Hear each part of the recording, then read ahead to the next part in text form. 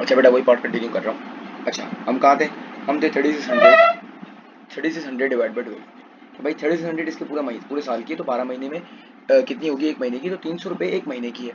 300 रुपये की एक महीने की है, और ये एंड में लिखा हुआ है 2 मंथ्स रेंट जो है वो ओ कर रहा था, इसका मतलब 600 रुपये का रेंट ये था ओ। तो ये इसको नीचे आ गया करते हैं, 600 रुपये का ओ करता था। ठीक है, अब गौर से देखिएगा सवाल क्या बोला है। सवाल बोला है how much the rent was received, rent कितना रिसीव हुआ। यानी कि सवाल यहाँ हमें इनकम स्टेटमेंट की फिगर दे रहा है और पूछ रहा है बैंक की फिगर। भाई रेंट कितना रिसीव हुआ जरा ये बताओ। अब हम सुकून से बता देंगे क्योंकि इनकम स्टेटमेंट सालाना जो है वो कितना कितना है इसका 3600। 3600 जरा सही से लिखते हैं, 3600 इसका सालाना है। कैश मार दिया तो यानी कि 9900 प्लस 600 विच इज 1500, और 36 को जब मैं 15 से माइनस करूंगा विच इज मेरा आंसर जो आएगा वो आएगा 21, राइट 21,000। तो बैंक की अमाउंट जो आएगी वो आएगी 2100, सॉरी 2100। ये बैंक की फिगर है विच means that option A is the correct option. बात यहाँ आप बात याद रखने की, सवाल बोल रहा है रेंट रिसीव्ड, ये कितनी अमाउंट बैंक से मिलेगी, क्योंकि इनकम स्टेटमेंट की अमाउंट तो ऑलरेडी दी हुई है कि सालाना इसका इतना है। तो income statement basically it is charge for the year, ये बताता है ना हमें। चले आगे आते हैं 20 पे। 20 क्या बोल रहे हैं? जोल्स inventory on 31 December 2019 was valued at 4800। ठीक है भाई, जोल की जो इन्वेंट्री थी, क्लोजिंग इन्वेंट्री थी, वो 4800 की शो हो रही थी। ठीक है, सही है। It was discovered that goods costing 100 had not been included. भाई इसकी क्लोजिंग इन्वेंट्री थी 4800 की, इसने 100 रुपए के गुड्स इंक्लूड ही नहीं किए। 100 रुपए के गुड्स इंक्लूड करेगा तो इन्वेंट्री यहाँ से बढ़ जाएगी 100 रुपए से, सिंपल इज दैट। सिंपल, इसमें कोई गेम नहीं थी। Goods cost 170 had been included at net realisable value of 210 रुपए। आपको पता है बेटा IS2 क्या बोलता है? आपको मैंने पहले बताया है कि inventory is valued at lower of cost और NRV। NRV कितनी है? 210 रुपए। कॉस्ट कितनी है? 170 रुपए से। करना था रिकॉर्ड 170 से, कर कितना दिया लड़के ने? 210 से रिकॉर्ड कर दिया, यानी कि +40 से रिकॉर्ड कर दिया। अब सही करने के लिए इसको मैं क्या करूंगा? 40 से माइनस करूंगा ना भाई, ताकि मेरे पास 60 का डिफरेंस आ जाएगा, जो वो बिल्कुल एक्चुअल अमाउंट है। कॉस्ट है 170, NRV है 210, तो इसका मतलब मैं कॉस्ट से रिकॉर्ड करूंगा, मगर लड़के ने कर दिया NRV से 210 से कर दिए, तो इसका मतलब 170 और 210 का डिफरेंस दिखा रहा है, तो 40 से बढ़ा दिए तो 40 से कर दूंगा कम। तो 4800, 4900 एंड 4999, 4860, राइट, ये अमाउंट आएगी 4860 एंड 4800। जरा गौर से देखिएगा। अब सवाल क्या बोल रहे हैं कि हमने कैलकुलेशन यहाँ पर कर ली है। सही बेटा, कैलकुलेशन आपको समझ आता है, ये ओपनिंग है ये क्लोजिंग है 4860 की। आ जाए सवाल क्या बोल रहा है। सवाल बोल रहा है बेटा what was the effect of incorrect inventory valuation. Incorrect यानी कि इनकरेक्ट कौन सी है इसमें बेटा? ये है करेक्ट वाली, ये है इनकरेक्ट। ठीक है, इसमें भी वसी वसी मतलब बहुत सारी चीजें प्लस माइनस करने की थी। अब आते हैं कि बोल रहा है इनकरेक्ट इन्वेंट्री वैल्यूएशन की फाइनेंशियल स्टेटमेंट में क्या क्या फर्क थे। अब आ जाए बेटा, 4860 की आपने इन्वेंट्री लिखनी, यानी अगर आपकी करेक्ट ये है और 4800 ये है, दोनों का डिफरेंस देखिए, दोनों का डिफरेंस है 60 रुपए का। ठीक है, गौर से देखिएगा। अब आप मुझे बताएं कि बेटा इन्वेंट्री आपने लिखी थी 4860 की, आपने लिखी 4800 की, इसका मतलब यानी कि ये बोला इनकरेक्ट का पूछ रहा है बेटा, इसका मतलब आपने 60 रुपए से ओवरस्टेट कर दिया, अंडरस्टेट कर दिए, कम लिख दी ना बेटा, तो इसका मतलब इन्वेंट्री जो है 60 रुपए से अंडरस्टेट कर दी। तो इन्वेंट्री वाले सेक्शन में आया मैं, और मैंने बोला भाई अंडरस्टेट, ये अंडरस्टेट है 40, अंडरस्टेट 60, अंडरस्टेट 60, तो मैंने अंडरस्टेट 60 वाले ऑप्शन ढूंढे जो कि option B and option D थे। ठीक है, अब आते हैं आगे, आगे मजीद मेरा सवाल और क्लेरिफाई हो जाएगा। अब आते हैं बेटा आगे। अब प्रॉफिट क्या होगा बेटा? जब क्लोजिंग इन्वेंट्री आपने बेसिकली 4860 लिखनी थी, आपने 4800 लिख दिए, क्लोजिंग इन्वेंट्री को जब कम कर दिया है तो प्रॉफिट भी आपका क्या हो जाएगा बेटा? कम हो जाएगा। ये मैंने आपको बताया था, क्लोजिंग इन्वेंट्री जब कम लिख दी तो प्रॉफिट भी आपका कम हो जाएगा ना। प्रॉफिट कितने से कम होगा सर? प्रॉफिट भी अंडरस्टेट हो जाएगा 60 से। तो अंडरस्टेट का है बेटा 60 रुपए, ये देखो ओवर स्टेट है 60 रुपए, ये तो काट दो, बी तो ऑप्शन यही एलिमिनेट हो गया है, जो डी ऑप्शन बच रहा है अंडरस्टेट 60। ठीक है, अब देखते हैं बेटा इक्विटी को भी देख लेते हैं। अभी मुझे अंदाजा हो गया कि भाई मेरा ऑप्शन नंबर डी जो है वो करेक्ट ऑप्शन है। इक्विटी को देख लेते हैं बेटा। इक्विटी क्या होगी? जब आपका प्रॉफिट 60 से घटेगा, जब प्रॉफिट कम होगा तो इक्विटी भी क्या होगी? सिंपल इज दैट, इक्विटी भी 60 रुपए से कम होगी। तो which means that option number D is the correct option. आते हैं बेटा 21 पे। The owner of a business took goods for his own use. ठीक है बेटा, गुड्स की ड्राइंग की but forget to make an entry in the accounts, what was the effect of this error. ये भी करवाया हुआ है पहले, ये भी वेरिएंट 1 का सवाल है। तकरीबन 7 से 8 MCQ रिपीट हुए। द ओनर ऑफ, ये 7वां है guess, the owner of business goods for his own use but forget to make an entry in the accounts, what was the effect of this error. कि बेटा मैंने goods की drawing लिखी नहीं है, जब गुड्स की ड्राइंग लिखूंगा, जरा गौर से देखिएगा, जब गुड्स की ड्राइंग लिखूंगा तो मेरे प्रॉफिट पे क्या इफेक्ट आएगा और मेरे कैपिटल एम्प्लॉयड पे क्या इफेक्ट आएगा। जब गुड्स की ड्राइंग लिखी नहीं है, जब गुड्स की ड्राइंग लिखूंगा, जब गुड्स की ड्राइंग लिखूंगा तो अब इससे इफेक्ट क्या होगा बेटा? क्या प्रॉफिट ओवर स्टेट होगा क्या, या प्रॉफिट अंडर स्टेट होगा? जी भाई, ऑब्वियस सी बात है, जब गुड्स की ड्राइंग करूंगा ठीक है, जब गुड्स की ड्राइंग करूंगा तो मेरी कॉस्ट जो है वो मेरी कॉस्ट हो जाएगी, बढ़ जाएगी। जब कॉस्ट बढ़ेगी तो प्रॉफिट क्या हो जाएगा बेटा, प्रॉफिट हो जाएगा अंडरस्टेट, प्रॉफिट गिर जाएगा ना बेटा, ओवरस्टेट तो नहीं होगा, तो प्रॉफिट हो जाएगा understate, which means option number C है, ऑप्शन नंबर डी का करेक्ट ऑप्शन है।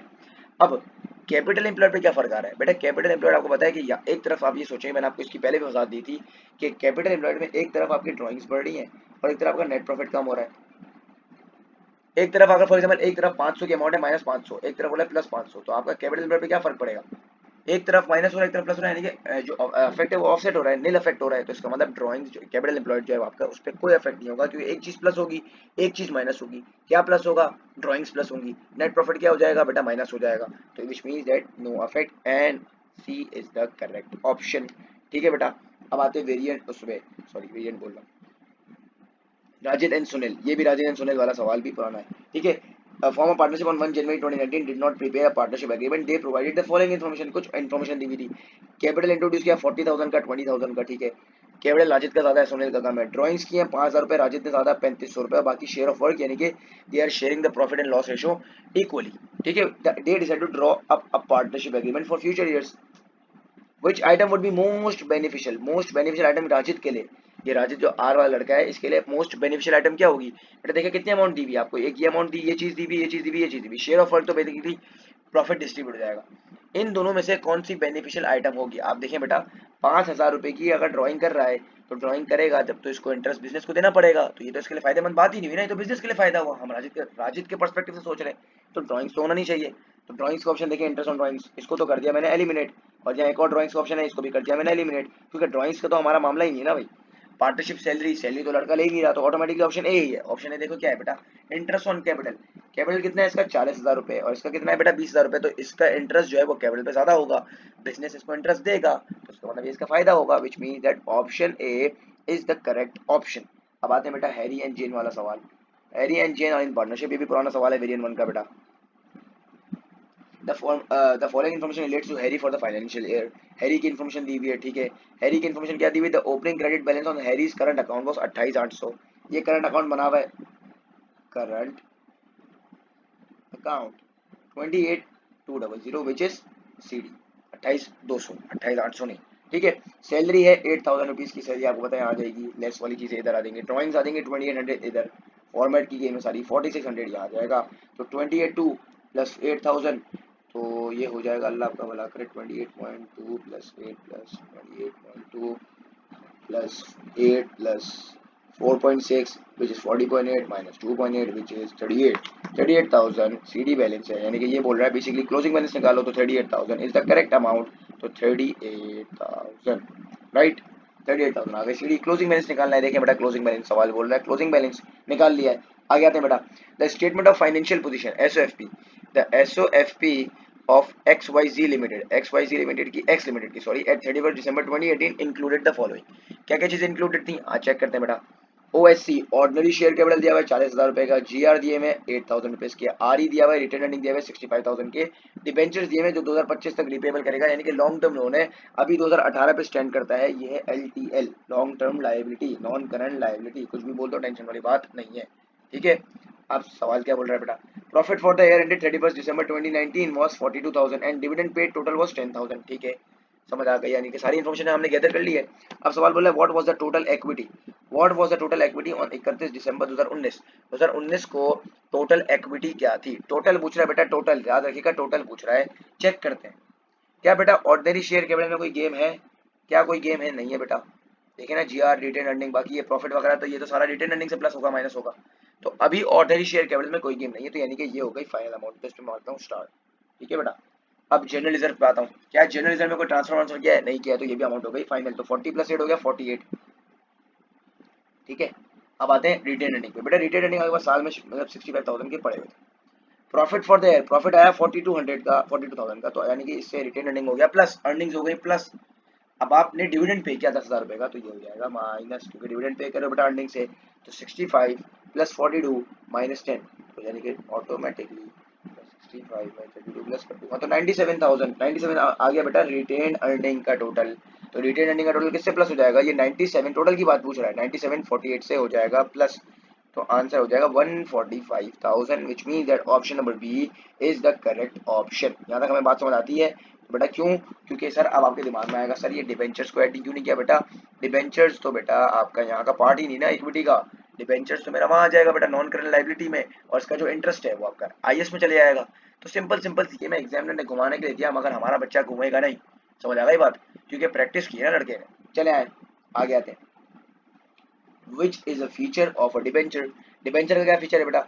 Are a long term liability of a company, बिल्कुल सही है। Carry a fix rate of dividend, बेटा फिक्स रेट ऑफ डिविडेंड ये तो प्रेफरेंस का है यार, ये लड़का क्या बोल रहा है? कैरी वोटिंग राइट, ये भी बिल्कुल गलत बात बोल रहा है। कैरी वोटिंग राइट तो अपना ऑर्डिनरी शेयर की बात कर रहा है, तो ये हम डिबेंचर्स की बात कर रहे हैं। On liquidation are paid back after shareholders, ये भी वही शेयर होल्डर्स वगैरह की बातें कर रहा है। तो बेटा option number A is the correct option, कि ये लॉन्ग टर्म लाइबिलिटी है ना कंपनी की। Simple is that. आगे आते हैं। Which cost is part of the prime cost for manufacturing business? अब प्राइम कॉस्ट निकालने का तरीका मैंने आपको बताया था कि बेटा कॉस्ट ऑफ, ये बेसिकली मैन्युफैक्चरिंग का सवाल है, cost of raw material consumed में सारी डायरेक्ट कॉस्ट जब प्लस करते हैं तो आपके पास जो अमाउंट आती है वो आती है प्राइम कॉस्ट। ठीक है, तो यानी कि यहाँ पर बोल रहा है कि क्या क्या चीजें प्राइम कॉस्ट की हैं, तो यानी कि यहाँ पर ये दो चीजें वाली हम आपको अमाउंट लिखनी होगी कि ये प्राइम कॉस्ट का हिस्सा, ये दो चीजें बनती है ना। तो यहाँ पर एग्जाम में ये पूछ रहा है कि ये इनमें से कौन कौन सी चीजें जो प्राइम कॉस्ट का पार्ट है, यानी कि या तो यहाँ का पार्ट है या तो यहाँ का पार्ट है। सही बेटा, ये डीसी लिखा हुआ है, ओसी नहीं लिखा हुआ, डायरेक्ट कॉस्ट। ठीक है, आज चेक करते बेटा। कैरेज इनवर्ड्स, ये सर कैरेज इनवर्ड्स जो है अगर रॉ मटेरियल की है तो इसका मतलब ये मेरी प्राइम कॉस्ट का पार्ट है। कैरेज आउटवर्ड्स, कैरेज आउटवर्ड्स यहाँ का पार्ट नहीं है। सही है बेटा, कैरेज आउटवर्ड आपका एक्सपेंस हो जाएगा, आपकी इनडायरेक्ट कॉस्ट हो जाएगी। ठीक है, आते फैक्ट्री रेंट। फैक्ट्री रेंट भी आपके इनडायरेक्ट कॉस्ट है, फिक्स्ड कॉस्ट आपको पता है सारी इनडायरेक्ट होती है। फैक्ट्री सुपरवाइजर सैलरी, ये भी सर फिक्स्ड है, तो इसका मतलब इनडायरेक्ट है, यानी कि ये भी नहीं है, सी भी नहीं है, डी भी नहीं है, और कैरेज आउटवर्ड्स भी नहीं है। तो carriage inwards eventually is the right option, which means that 26 का आंसर है ए। प्राइम कॉस्ट याद रखिएगा बेटा, प्राइम कॉस्ट निकलती है cost of raw material consumed plus direct cost is equal to prime cost. फिर prime cost plus factory overheads या फिर इनडायरेक्ट कॉस्ट, जो आंसर आता है उसमें से मैं WIP ओपनिंग, ये पूरा पैटर्न है, और WIP क्लोजिंग को माइनस करता हूँ, तो फिर मेरे पास आती है कॉस्ट ऑफ प्रोडक्शन, COP या प्रोडक्शन कॉस्ट। ये मैंने दो फॉर्मूले में पूरी मैन्युफैक्चरिंग का पैटर्न पूरा आपके सामने वसात कर दिया। ठीक है, अब आते हैं आगे 27, एक और सवाल मैन्युफैक्चरिंग का। अब manufacturing business provided the following information, prime cost दी हुई है ये, फैक्ट्री ओवरहेड्स यानी कि इनडायरेक्ट कॉस्ट अभी ऊपर बताया है बेटा, इनडायरेक्ट लिख देता हूँ इधर, ओपनिंग वर्क इन प्रोग्रेस, ठीक है बेटा, ओपनिंग क्लोजिंग दिया हुआ है। What is the factory cost of production, ये देखो कॉस्ट ऑफ प्रोडक्शन कैसे निकलेगा बेटा, क्या निकलेगा? प्राइम कॉस्ट में फैक्ट्री ओवरहेड्स प्लस करोगे, प्राइम कॉस्ट कितने है बेटा? 236,000 प्लस 42,000, राइट? जो अमाउंट आएगी, अमाउंट चेक कर लेंगे, 236 प्लस 42 प्लस करेंगे तो the amount which we get is 236 plus 42 which is 278,000, right? इसमें से ओपनिंग जो है ना ये 8,000, ओपनिंग प्लस करेंगे और क्लोजिंग माइनस करेंगे तो सीधा सीधा यानी कि 278 प्लस 8 माइनस 6 यानी कि 278 में से 2 प्लस कर दो तो आपका आंसर आ जाएगा 280, यानी कि विच means that 280,000 is the total cost of production. 3 zero को मैंने इग्नोर कर दिया, यानी कि सवाल आंसर में 3 जीरो है, तो option D is the correct option. कैसे निकाला बेटा कॉस्ट ऑफ प्रोडक्शन? वापसी बात सुन लें, प्राइम कॉस्ट में फैक्ट्री ओवरहेड्स प्लस किया, जो आंसर आया उसमें WIP opening WIP closing minus किया, या इस इन दोनों को सेपरेट भी कर सकते थे कि इन दोनों का आंसर निकाला फिर इन दोनों का आंसर निकाला, और दोनों को इस तरह करते तो आपका आंसर यही आता, 280,000 is the prime is the cost of production. सवाल पूछे बेटा ये कॉस्ट ऑफ प्रोडक्शन कहाँ जाती है, तो आप बोलोगे सर ये कॉस्ट ऑफ प्रोडक्शन जो है वो इनकम स्टेटमेंट में कॉस्ट ऑफ सेल के सेक्शन में ट्रांसफर हो जाती है, कि मुझे प्रोडक्शन कॉस्ट इतनी आई है, बेचने की कॉस्ट इतनी आई है, टोटल कॉस्ट निकलेगी ना बेसिकली। तो ये 280,000 आपका आंसर है। अब आते हैं बेटा क्वेश्चन नंबर 28 पे। A trader provide the following information, लड़के ने कुछ इन्फॉर्मेशन दी है, ठीक है। Trade receivables at the start, trade receivable eight the and, cash received, trade receivable से इररिकवरेबल डेट्स, डिस्काउंट अलाउड, ये सारी ट्रेड रिसीवेबल की अमाउंट आपको यानी कि ये सारी इन्फॉर्मेशन दी हुई है। What is the amount of credit sales, credit sale की अमाउंट पूछ रहा है बेटा, याद रखिएगा ट्रेड रिसीवेबल का अकाउंट है SLCA, ट्रेड रिसीवेबल का अकाउंट है। ओपनिंग बैलेंस दिया है 5,000 रुपीज का, ओपनिंग बैलेंस कहाँ आता है बेटा, यहाँ आता है बैलेंस BED, ठीक है बेटा BED लिख रहा हूँ, ठीक है। और CD कितना है बेटा, देखें 85,000, कैसे पता चला बेटा, एंड लिखा हुआ है ना यार, 8500। अब आते हैं cash receive from trade receivable, कितना कैश रिसीव हुआ है बेटा, 34,700 का। जब कैश रिसीव होगा तो कैश या बैंक डेबिट होगा और रिसीवेबल का अकाउंट क्रेडिट होगा, तो इसका मतलब 34,700, 34 थोड़ा सा खूबसूरत लिखते हैं, 34,700 रिसीट्स, पैसा आया भाई, सिंपल। ये भी लिख दिया, ये भी लिख दिया, ये भी लिख दिया। अब आते हैं irrecoverable debts, bad debt debit, debtor credit. तो डेटर आ जाएगा यहाँ पर, क्रेडिट किसके नाम से बेटा, बैड डेट। ऐसे लेके भाग गया, शरीफ आदमी था, दोजख आदमी है, ठीक है भाई, दोजखी आदमी है। यानी कि अभी अभी समझ रहे हैं, हिसाब किताब नहीं होगा, हिसाब किताब में पकड़ाई हो जाएगी भाई, दुनिया का हिसाब किताब में तो बहुत निकल गया, बाद में पकड़ा जाएगा, ठीक है बेटा। आते आगे, ये डिस्काउंट अलाउड, डिस्काउंट अलाउड मैं अगर दूंगा तो discount allowed is an expense, discount allowed debit, trade receivables credit. तो डिस्काउंट कितना दिया बेटा, 185 डिस्काउंट अलाउड। क्या बोल रहा है, सवाल बोला है क्रेडिट सेल निकालो, तो जो डिफरेंस होगा बेटा वो कहाँ आएगा, सर यहाँ आएगा, किसके नाम से बेटा, क्रेडिट सेल के नाम से। यानी कि यहाँ पर आपको क्रेडिट सेल निकालनी है, सिंपल, बैलेंस वैलेंस दिए हैं सारे, तो आप क्या करोगे, दिस सबको प्लस कर दो, क्रेडिट सेल को सबको प्लस कर दो, तो 34,700 plus 200, 34,700 plus 200 plus 185 plus 8,500 which is 43585 minus कर दो 5,000 रुपये, तो आपका आंसर आ गया 38,585 which mean that credit sale की अमाउंट हो गई 38,585 एंड 38,585 आ गई option number D, which mean that option number D is the correct option. अब आते हैं बेटा आगे, आगे क्या बोला है, Gordon provide the following information for the year. ये गॉर्डन वाला सवाल भी रिपीटेड है वी वन का। गॉर्डन रेवेन्यू दिया हुआ है, ओपनिंग इन्वेंटरी दी हुई है, क्लोजिंग इन्वेंटरी दी हुई है, और रेवेन्यू दिया हुआ है, opening inventory, closing inventory, markup, सब चीजें दी हुई हैं। Gordon took goods 7,000 for his own use, goods की ड्राइंग भी की है बेटा, गुड्स की ड्राइंग भी होती है, कैश की ड्राइंग भी होती है, पहले सवालों में करवा चुका हूँ मैं, सिंगल एंट्री का सवाल भी अपलोड जो किया है उसमें भी गुड्स की ड्राइंग, कैश की ड्राइंग, तो दो टाइप्स की ड्राइंग होती है, या तो मैं गुड्स ले जाऊँ तो माल ले जाऊँ, और या तो मैं कैश की ड्राइंग कर लूँ, बिजनेस से पैसा वैसा ले जाऊँ, ठीक है भाई, अपने पर्सनल यूज के लिए, वो अपने पर्सनल यूज के लिए किसी भी इस्तेमाल करूँ, ठीक है। क्या बोला है, सवाल बोला है व्हाट वर द परचेजेस, आसान सवाल, टू क्लास का सवाल, आज चेक करते हैं बेटा। रेवेन्यू अगर 90,000 है बेटा, आपका रेवेन्यू 90,000, ठीक है बेटा, मार्कअप कितना है बेटा 50%, तो इसका मतलब रेवेन्यू 1,00,000 एक 150% का होगा। कॉस्ट कितनी होगी बेटा, आपको पता है कॉस्ट हमेशा होती है 100%, तो पहले कॉस्ट निकाल लो, ताकि फिर उल्टा सीधा गेम, मतलब जो बैकवर्ड जाएंगे तो उसमें मामला क्लियर हो जाएगा। तो आपकी कॉस्ट जो आएगी वो आएगी 90,000 को इससे मल्टीप्लाई करेंगे, फिर डिवाइड करेंगे 150 से, तो हमारा आंसर आएगा 60,000 का। तो 60,000 is the cost of sale, cost of sale की अमाउंट है 60,000 की। सवाल बोल रहा है परचेजेस निकालो बेटा, देखना कैसे निकलेंगी, ओपनिंग इन्वेंट्री एड परचेजेस नहीं पता, लेस क्लोजिंग इन्वेंट्री, मगर इससे पहले पहले बेटा गुड्स की ड्राइंग भी की है, तो गुड्स की ड्राइंग क्या हो जाएंगी, गुड्स की ड्राइंग भी माइनस हो जाएंगी, क्योंकि मेरी परचेज को कम कर दी ना ये, तो 7,000 यहाँ से माइनस हो जाएगा, ठीक है बेटा। गुड्स की ड्राइंग, ओपनिंग इन्वेंट्री हो गई, रेवेन्यू का काम हो चुका है, मार्कअप का काम हो चुका है, फिर क्लोजिंग इन्वेंट्री आएगी 2,000 रुपए की। तो जो मेरा आंसर बनेगा ओपनिंग इन्वेंट्री, बेटा देखिए क्या है, ओपनिंग इन्वेंट्री एड परचेजेस जो कि फाइंड करना है, लेस गुड्स की drawing less closing inventory, and the amount we will get is the cost of sale की amount, and cost of sale की अमाउंट अभी कैलकुलेट की 60,000 रुपए की।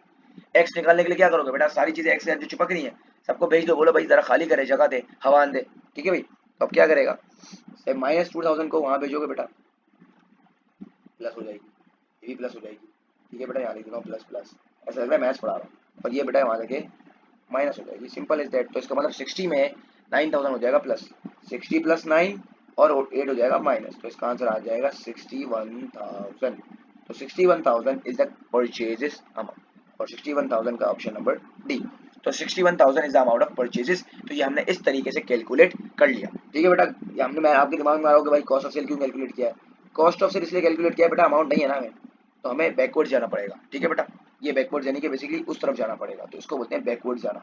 आगे आते हैं बेटा, आगे क्या बोल रहा है, सबीलो, एक और बढ़कर लड़की आ गई है, ठीक है। सबीलोस liquid acid ratio was higher on 1 January 2019, पहली जनवरी 2019 को हायर था, then it was on December 2019, पहली जनवरी 2019 को ज्यादा था, 31 दिसंबर को उससे कम था। अगर मुकाबले में देखो, कंपेयर करूं, तो इसका मतलब ये है कि 1 जनवरी 2019 को रेशियो हायर था, उससे कम, मतलब ये इसके बाद 31 दिसंबर को क्लोजिंग में कम था। What could have cause this, कि भाई ये क्यों गिरा, यानी कि क्यों डिक्लाइन हुआ, कम क्यों हुआ, इससे क्या मतलब क्यों हुआ है, व्हाट, ऐसी क्या चीजें होंगी जिसकी वजह से ये कम हो गया है। अब आते हैं बेटा, लिक्विड रेशियो होता है क्या, आपको पहले ये पता होना चाहिए, लिक्विड रेशियो होता है जिसको बोलते हैं acid test ratio. Acid test ratio क्या होता है, सारे current asset except the inventory upon current liabilities, तो इसमें इन्वेंट्री ऑलरेडी शामिल नहीं है, यानी कि इन्वेंट्रीज के अलावा, खूबसूरत राइटिंग नहीं हो रही बेटा, इन्वेंट्री, ठीक है। कौन सी इन्वेंट्री होगी, क्लोजिंग इन्वेंट्री होगी ना यार, ऑब्वियसली करंट एसेट में तो क्लोजिंग इन्वेंट्री आ रही है। अब ये सवाल ही पूछोगे तो मार ही खाओगे। आ जाए, अब 30 का पार्टी क्या बोल रहा है बेटा, याद रखिएगा, ये बोल रहा है क्यों गिरा, सही है, डिक्लाइन क्यों हुआ, तो डिक्लाइन होने की वजह ये हो सकती है जरा सुनिएगा, डिक्लाइन होने की वजह ये हो सकती है या तो आपकी लाइबिलिटी बढ़ गई होगी या तो आपके एसेट्स हो जाएंगे डिक्रीज। जब एसेट कम होंगे तो ये कम होगा, लाइबिलिटी सब बढ़ेगी तो आपका ये जो है जो एसेट रेशियो है वो भी डिक्रीज होगा। आ जाए बेटा, क्या बोल रहा है, bank overdraft decrease, bank overdraft हो गया डिक्रीज, लाइबिलिटी क्या हो गई, डिक्रीज हो गई, लाइबिलिटी डिक्रीज होगी तो करंट रेशियो बढ़ेगा। सही है बेटा, यानी कि लिक्विड रेशियो बढ़ेगा। तो यहाँ पर तो बढ़ने वाली बात ही नहीं कर रहा, तो यहाँ पर तो बोल रहा है गिरने वाली बात कर भाई, तो ऑप्शन ए को तो कटा दो। इन्वेंट्री का जहां भी नाम आ गया, इन्वेंट्री तो बेटा यहाँ है ही नहीं ना यार, एग्जामिनर भाई क्या कर रहे हो, तो ऑप्शन नंबर बी भी इसको एलिमिनेट कर दिया। ऑप्शन नंबर सी पे आते हैं, अदर पेबल डिक्रीज, बेटा अदर पेबल डिक्रीज है इसका मतलब लाइबिलिटी वापसी डिक्रीज हो गई। ये देखो ऊपर भी डिक्रीज हो रही थी, लाइबिलिटी वापसी डिक्रीज हो गई, जब लाइबिलिटी डिक्रीज हो गई तो बेटा एसेट टेस्ट रेशियो बढ़ गया, तो हमारे पढ़ने की तो बात नहीं करनी, तो ऑप्शन नंबर सी को भी एलिमिनेट कर दो। इवेंचुअली क्या बच गया, ऑप्शन नंबर डी बच गया कि ट्रेड रिसीवेबल डिक्रीज हो गए, कि आपका एसेट डिक्रीज हो गया, जब एसेट डिक्रीज तो एसेट टेस्ट रेशियो भी डिक्रीज, क्योंकि ये न्यूमरेटर है बेटा, न्यूमरेटर पता है ना ऊपर वाला होता है, न्यूमरेटर एंड डिनोमिनेटर। अच्छा अब मैं आपको सवाल पूछूं, अगर तो बेटा अगर इसको बढ़ाना है तो हम क्या करेंगे, simple is that sir, denominator को कर दें कम और न्यूमरेटर कर दें बढ़ा दें, यानी कि एसेट्स को बढ़ा दें और डिनोमिनेटर यानी कि लायबिलिटीज को कम कर दें। तो ये कॉन्सेप्ट आपके दिमाग में होना चाहिए, थोड़ा बहुत मैथ्स आपको आना चाहिए, तो मिस मीन्स 30 का आंसर, 30 का option number D is the correct option. आते हैं 31 पे। 31 क्या बोल रहा है, the following ratios have been calculated by follow trader. Profit margin 15% है, एयर 2 में 20% है, यानी कि प्रॉफिट मार्जिन क्या हो गया बेटा 5% से प्लस हो गया है। Return on capital employed ROCE जो है 9% था 6% हो गया है, इसका मतलब -3% हो गया है। चेक करते हैं आगे, व्हाट एक्सप्लेन दीज चेंजेस, क्या बता रहा है कि ये चेंजेस क्या एक्सप्लेन कर रहा है, ये क्या चेंजेस एक्सप्लेन कर रहा है, जरा गौर से देखिएगा। Drawings have increase by more than the profit for the year, क्या बोल रहा है, ड्राइंग्स बढ़ गई, ड्राइंग्स बढ़ गई प्रॉफिट से, ये सुनना गौर से, drawings have increase by more than the profit for the year, बोले ड्राइंग्स बढ़ गई हैं प्रॉफिट से भी ज्यादा। अबे भाई कैसे है, सुनना गौर से, ड्राइंग्स अगर बढ़ गई हैं प्रॉफिट से भी ज्यादा, तो यहाँ पर तो मुझे क्या शो कर रहा है, यहाँ पर ही शो कर रहा है कि यार प्रॉफिट बढ़ा है, प्रॉफिट ये बढ़ा है, ये नहीं रीड कर रहा है, ये नहीं बता रहा कि यार ड्राइंग्स का क्या मामला हुआ है। अब मुझे पता बेटा अगर ड्राइंग्स आप करोगे, जब ड्राइंग्स करोगे तो आपका जो कैपिटल एम्प्लॉयड है, कैपिटल एम्प्लॉयड तो आपका माइनस तो हो जाएगा, मगर यहाँ पर उससे इतनी ज्यादा इंक्रीज नहीं होगी ना, क्योंकि आप देखिए यहाँ पर 5% का है, यहाँ 3% का फर्क है, ज्यादा होता तो फिर ये तो सेम सेम हो जाता, तो सेम सेम वाली बात ही नहीं, अभी भी कम है, तो इसका मतलब ये ऑप्शन नंबर ए जो है वो एलिमिनेट हो गया, उससे कम है ज्यादा नहीं है, बोल रहे हैं मोर देन, ठीक है बेटा, ये देखो मोर देन बोला हुआ है, ठीक है, यहाँ तक हमें बात समझ आती है। अब आते हैं पार्ट बी पे, gross profit is increase but profit for the year is decrease, profit बोल रहा है डिक्रीज हो गया, अबे भाई प्रॉफिट कैसे डिक्रीज हो गया यार, प्रॉफिट देखो ना, प्रॉफिट क्या बोल रहा है, प्रॉफिट तो इंक्रीज हुआ है ना भाई, देखो ना प्रॉफिट तो इंक्रीज हुआ है, तो डिक्रीज तो हुआ नहीं ना यार, तो ऑप्शन नंबर बी भी करो एलिमिनेट। सही है भाई, एलिमिनेशन राउंड है। फिर सी पे आओ, profit for the year increase and capital has been introduced, और सुनिएगा बेटा, प्रॉफिट जो है वो आपका इंक्रीज हुआ है, बात सही कर रहा है, नीचे भी देखो ये बोल रहा है प्रॉफिट द इंक्रीज, दोनों में यानी कि दोनों में इंक्रीज हुआ है, यानी कि ऑप्शन सी या डी में से होता है। And capital has been introduced and long term loan has been repaid, और सुनिएगा, अगर मैं कैपिटल इंट्रोड्यूस करता हूं तो पहले आपको मैं जरा ना आरओसी का फॉर्मूला देता हूं, net profit before interest and tax upon capital employed multiply by 100, ठीक है बेटा। अब ये बोल रहा है कैपिटल एम्प्लॉयड यहाँ डिक्रीज हुआ है, डिक्रीज हुआ है इसका क्या मतलब है, साफ मतलब ये है कि आपका कैपिटल या तो बढ़ गया होगा या तो नेट प्रॉफिट कम हो गया होगा, ठीक है बेटा, मगर यहाँ क्या हो रहा है, नेट प्रॉफिट बढ़ रहा है, राइट, नेट प्रॉफिट बढ़ रहा है, सिंपल इज दैट। तो कैपिटल एम्प्लॉयड के साथ क्या किए मुझे जरा वॉच लीजिएगा बेटा, अगर नेट प्रॉफिट भी बढ़ रहा है और साथ साथ आपका कैपिटल भी बढ़ जाए, नेट प्रॉफिट भी बढ़ रहा है और साथ साथ अगर कैपिटल कांस्टेंट रहता है ना तो मसला नहीं है, तो वो तो बढ़ ही रहा है, वो तो जो भी शो कर रहा है, कैपिटल भी साथ साथ बढ़ जाए तो इसका मतलब क्या है कि आपका रोज जो है वो नेगेटिव, यानी कि रोज जो है बेसिकली नेगेटिव आ सकता है, यानी कि नेगेटिव से मतलब यानी कि डिक्लाइन हो सकता है, 9 से 6 हो गया ना, तो आपका प्रॉफिट तो यहाँ बढ़ रहा है, ये तो बात हक है, तो कैपिटल एम्प्लॉयड भी साथ साथ गिर तो नहीं रहा होगा, जब गिरेगा तो वो तो और बढ़ रहा होगा भाई, सही है, तो इसका मतलब कैपिटल एम्प्लॉयड भी आपका जो हो रहा होगा, कैपिटल एम्प्लॉयड भी आपका बढ़ रहा होगा, तो यहाँ पर क्या बोल रहा है, capital has been introduce, introduce का मतलब कैपिटल जब इंट्रोड्यूस करोगे तो कैपिटल एम्प्लॉयड बढ़ेगा, तो ये ऑप्शन मुझे से कहीं ना कहीं हद तक सही लग रहा है। अब आते हैं, देखें ये क्या हुआ, long term loan has been repaid, जब लॉन्ग टर्म लोन रीपे कर रहे हो, जब लॉन्ग टर्म लोन रीपे कर रहे हो बेटा, तो आपके कैपिटल पे क्या फर्क पड़ रहा है, लॉन्ग टर्म लोन रीपे कर दिया तो कैपिटल क्या हो रहा है, कम हो रहा है भाई, तो इसका मतलब ये ऑप्शन बी नहीं है, तो इसका मतलब option number C is the correct option, और ऑप्शन नंबर डी को मैंने कर दिया एलिमिनेट और इसको कर दिया खूबसूरत तरीके से हाईलाइट। तो आपको यहाँ पर सोचना है, आपको यहाँ पर न्यूमरेटर और डिनोमिनेटर का गेम करना है, जरूरी चीज है ये, अब आते हैं आगे 32 which external parties would be interested. External की बात कर रहा है बेटा, बाहर वाले कौन है, in the accounting ratios. Ratios में यार कौन इंटरेस्ट होगा यार, सिंपल सिंपल सी बात है, रेशियोज का सवाल पड़ता ही बेटा। ये आपका मैनेजर होगा, आपके इन्वेस्टर होगा, गवर्नमेंट होगा, टैक्स अथॉरिटी होगी। सर ऑब्वियसली बात है, इन्वेस्टर होगा, चेक करेगा भाई बिजनेस का कितना प्रॉफिटेबल है, बिजनेस में पैसा लगाना जैसा है नहीं जैसा है, क्या बिजनेस मुझे रिटर्न देगा। तो इन्वेस्टर है ना बेटा, एक्सटर्नल पार्टी है। मैनेजर तो आपको पता है इंटरनल पार्टी है। टैक्स वालों का कोई काम नहीं है, गवर्नमेंट क्या बोलेगा भाई, गवर्नमेंट का भी कोई काम नहीं है अकाउंटिंग रेशियो वगैरह से, गवर्नमेंट को कोई थोड़ी सी इन्वेस्टिंग वगैरह थोड़ी करनी है। आ जाए at the end of the financial year a company did not account for the unused stationery valued at 50। Unused stationery value जो 50 रुपए की थी उसको काउंट ही नहीं किया भाई। काउंट क्यों नहीं किया, अब जरा सुनना। Which accounting principle did the company apply. Company क्या कौन सा अकाउंटिंग प्रिंसिपल अप्लाई करती है, इसका आंसर आपको बताना। उसका आंसर है मटीरियलिटी कॉन्सेप्ट। क्या बोलता है बेटा मटीरियलिटी, सुनना। मटीरियलिटी ये बोलता है कि यार अगर एक बिजनेस के लिए एक चीज मेल है अगर एसेट ना, तो बड़े बिजनेस के लिए ना, छोटे यानी कि छोटे बिजनेस के लिए सॉरी, अगर एक चीज मेल एसेट है, ठीक है, मेल एसेट है, बड़े बिजनेस के लिए ये एक्सपेंस होगी कि भाई क्या खर्चे हैं यार, ये उसके लिए पीनट्स होगा बेसिकली। क्या होगा बेटा, पीनट्स। तो ये बेसिकली क्या बोल रहा है कि ये अनयूज स्टेशनरी ना उसके लिए पीनट्स है, तो इसने रिकॉर्ड ही नहीं किया भाई। क्यों रिकॉर्ड नहीं किया यार, रिकॉर्ड करना जरूरी है। तो ये मटीरियलिटी कॉन्सेप्ट ये बोलता है कि अगर एक चीज आपके लिए एसेट है तो दूसरे के लिए एक्सपेंस हो सकती है एंड वाइस वर्सा। तो ये मटीरियलिटी कॉन्सेप्ट ये बोलता है। मैचिंग कॉन्सेप्ट अप्लाई नहीं हो रहा, मनी मेजरमेंट अप्लाई नहीं हो रहा, प्रूडेंस कॉन्सेप्ट अप्लाई नहीं हो रहा। तो इवेंचुअली आपका मटीरियलिटी कॉन्सेप्ट जो बोलता है कि भाई छोटी मोटी चीजें भी सारी चीजें रिकॉर्ड होती हैं। एक एक चीज समझता है ना, और बस हर बंदा एक स्केल पे काम करता है। किसी का बिग स्केल होता है, किसी का मीडियम स्केल होता है, किसी का लार्ज स्केल होता है, स्मॉल स्केल होते हैं। तो सबके स्केल्स डिफरेंट होते हैं। तो किसी के लिए कोई चीज़ खर्चा होगा तो किसी के लिए वो, यानी कि फॉर एग्जांपल किसी के लिए बड़ी गाड़ी लेना कोई मसले वाली बात नहीं होगी, कोई टेंशन वाली बात नहीं होगी, बोला क्या मसला है, थोड़ा पैसा फेंकना है। किसी के लिए भाई काफ़ी टाइम लग जाता है लेने के लिए। तो सबके लिए अलग मामला है, सबके स्केल्स डिफरेंट है, सबके वर्किंग जो कैपिटल्स वगैरह हैं वो सारे डिफरेंट है। तो उसके हिसाब से मटीरियलिटी कॉन्सेप्ट ये होता है। 34 पे आता है बेटा। 34 क्या बोल रहा है, ट्रेडर यानी कि अकाउंटिंग प्रिंसिपल से जो आखिरी के सवाल होते हैं बेसिकली अकाउंटिंग प्रिंसिपल से रिलेट होते हैं। 34 a trader wrote off the balance on the credit customer account is recoverable. ठीक है भाई, ये रिकवरेबल होगा। Which accounting principle was applied, कौन सा अकाउंटिंग प्रिंसिपल इसने अप्लाई किया। क्या बिजनेस एंटिटी कौन सा अप्लाई किया, बेटा बिजनेस एंटिटी तो ओनर वाला होता है। क्या कंसिस्टेंसी कौन सा अप्लाई किया, वो बोल रहा है भाई अपने मेथड्स में कंसिस्टेंट रहो। क्या मनी मेजरमेंट किया या प्रूडेंस करो, ऑब्वियसली सर प्रूडेंस कॉन्सेप्ट। क्या आप देखो ना कितने और ऑप्शन दिए हैं सारे, ए बी सी कितने और ऑप्शन दिए हैं, तो ऑब्वियसली बात है prudence concept is the correct option. 35 पे आते हैं। A limited company applied the accounting objectives of comparability। बेटा comparability गौर से देखना, comparability मतलब कंपेयर करना है, नाम है मतलब छुपा हुआ है। In preparing its financial statement, किसने ये अकाउंटिंग ऑब्जेक्टिव जो है वो अपनाया। What is this affect of to interested parties, कि इस जो अपने ये इसने कंपेरेबिलिटी का जो ऑब्जेक्टिव अपनाया उससे क्या इफेक्ट हुआ इंटरेस्टेड पार्टीज को। चेक करते हैं बेटा। They can be sure that the information in the financial statement up to date. क्या कंपेरेबिलिटी से क्या मैं ये चेक कर लूंगा कि मेरी इन्फॉर्मेशन अप टू डेट है। कंपेरेबिलिटी बोल रहा है बेटा, ये जो चीज़ है ना ये बताती है रेलिवेंसी, बताती है कि भाई मेरी रेलिवेंट कितनी इन्फॉर्मेशन। तो यहाँ तो रेलिवेंसी का कॉन्सेप्ट अप्लाई नहीं हो रहा है, यहाँ तो कंपेरेबिलिटी का कॉन्सेप्ट अप्लाई हो रहा है कि भाई ऑब्जेक्टिव ये, ठीक है। वो तो ये देखता हूँ ना कि भाई मेरी जो है इन्फॉर्मेशन कितनी रेलिवेंट है कितनी नहीं है। तो ऑप्शन ए तो हो नहीं सकता भाई।